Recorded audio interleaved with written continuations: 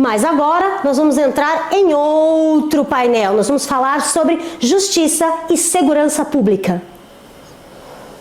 E para falar sobre justiça e segurança pública, não poderíamos começar este painel com outra pessoa a não ser alguém que dedica a sua luta à anticorrupção, objeto do seu doutorado na USP. Ele tem diversos livros publicados no Brasil e na Europa. Nós estamos falando de quem? Sim, é do Procurador-Geral de Justiça no Ministério Público do Estado de São Paulo, senhor Roberto Liviano. Senhor Roberto, a palavra está com o senhor.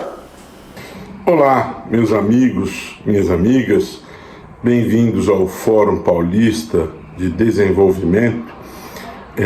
Me sinto muito honrado, muito feliz em participar desse importante debate promovido no Estado de São Paulo.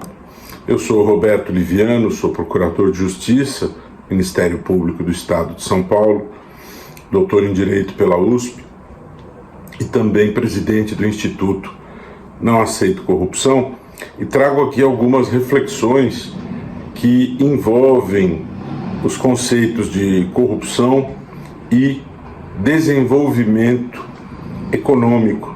A meu ver, ideias, temas, conceitos que se veem conectados. Não se pode deixar de conjugar a questão da corrupção quando se pensa realmente em desenvolvimento econômico. Quando se pensa no Estado, é absolutamente fundamental que se tenha uma política de desenvolvimento econômico.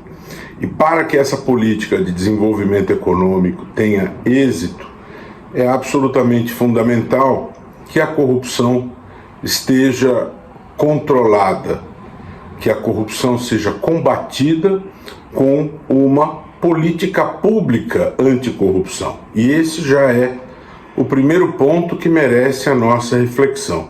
Lamentavelmente, o Brasil nunca teve propriamente uma política pública anticorrupção. Ao longo do tempo, nós tivemos leis que, em relação a determinados aspectos, enfrentaram nuances da corrupção, mas nunca tivemos uma política pública propriamente dita de enfrentamento da corrupção.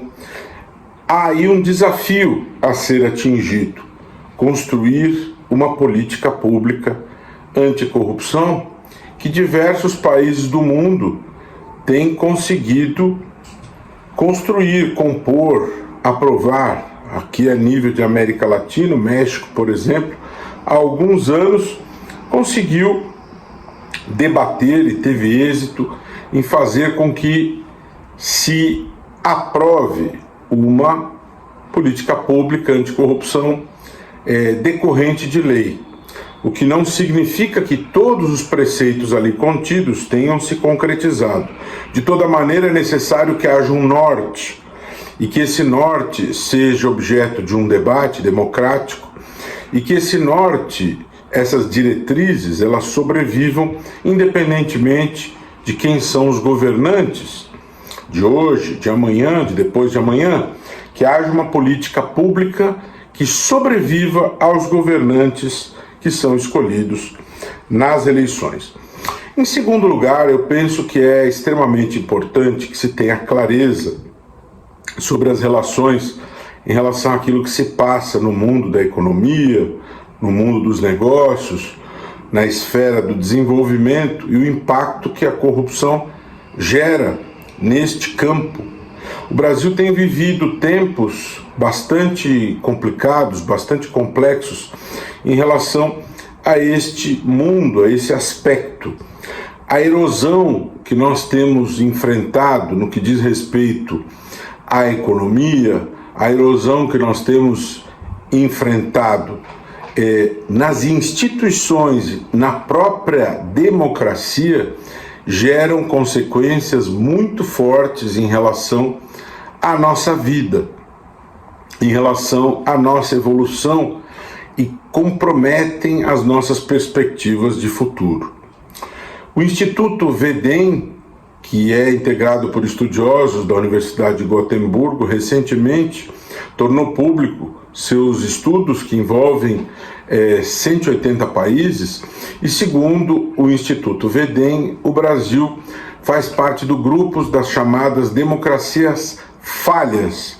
Nós temos demonstrado uma piora na qualidade da nossa democracia, especialmente no que diz respeito à independência entre os poderes, à integridade do nosso sistema eleitoral.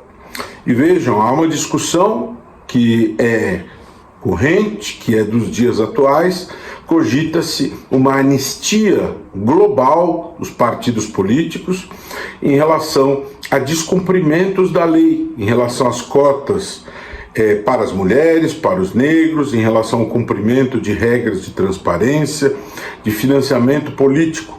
Ou seja, nós estamos falando de integridade do sistema eleitoral. Os partidos descumprem as suas obrigações, descumprem a lei e simplesmente aprova-se uma anistia, passa-se uma borracha e fica tudo bem, como se nada tivesse ocorrido. Ou seja, se isso ocorrer, com certeza ficaremos ainda piores no próximo índice do Instituto VEDEM, que será divulgado no futuro. E com isso caminhamos fortemente em direção à transformação em uma autocracia, o que seria um desastre do ponto de vista democrático.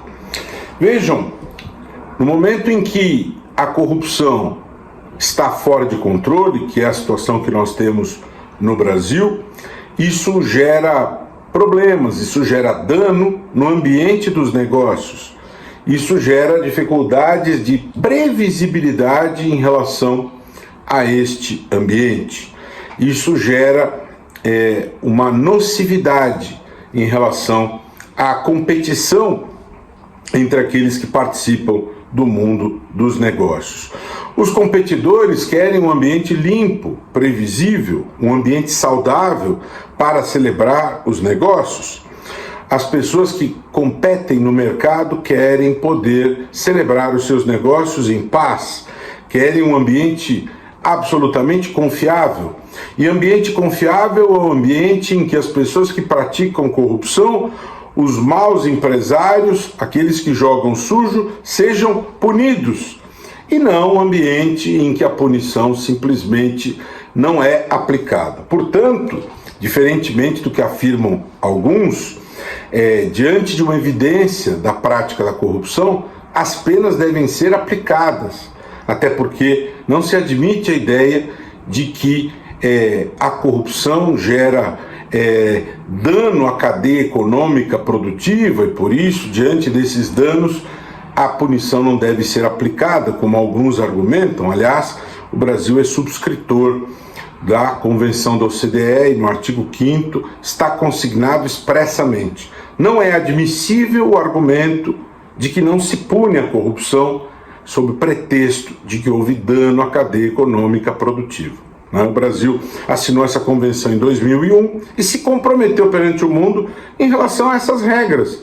Se há corrupção, ela deve ser punida. Não se pode argumentar que, em havendo corrupção, ela não pode ser punida sob o pretexto de que há dano à cadeia econômica produtiva. Muito pelo contrário, quando há corrupção, os players do jogo econômico querem que a corrupção seja devidamente punida para que o ambiente se torne limpo, para que o jogo se torne previsível, para que tenhamos a boa competição, um ambiente limpo. Não é? E vejam, diante desta lógica, a chamada teoria da graxa, não é? Em que as pessoas, alguns afirmam que alguma corrupção, alguma dose de corrupção, ela deve ser mantida, porque é isso que faz com que as engrenagens do sistema econômico funcione, a meu ver, é totalmente ultrapassada. Há um movimento internacional que justamente se une para combater, enfrentar a corrupção, e esta é a boa maneira de preservarmos a economia, o desenvolvimento, a riqueza, o progresso das nações, a evolução social, enfrentarmos essa erosão que não é positiva para os povos, para o mundo. não é? Portanto, nenhum tipo de corrupção deve ser admitida, tolerada. A ideia da graxa é uma ideia ultrapassada. Nós precisamos enfrentar a corrupção com altivez, com punição, sem condescendência.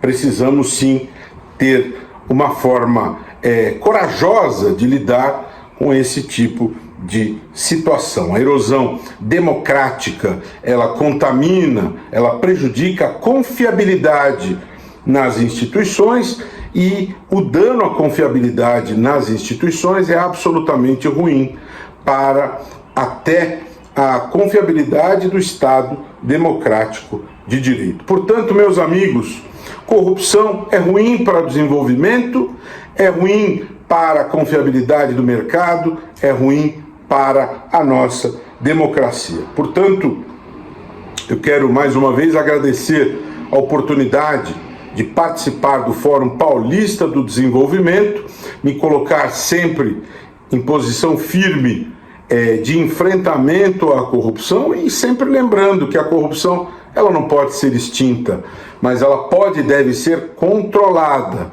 com políticas públicas firmes, sem a falácia das capas dos falsos heróis, sem bala de prata, mas com políticas públicas corajosas, diminuindo as oportunidades, trabalhando-se com seriedade, profissionalismo e coragem para termos um melhor e mais eficiente controle da corrupção, com desenvolvimento econômico e social e progresso dos povos, progresso das nações. Um forte abraço, até a próxima.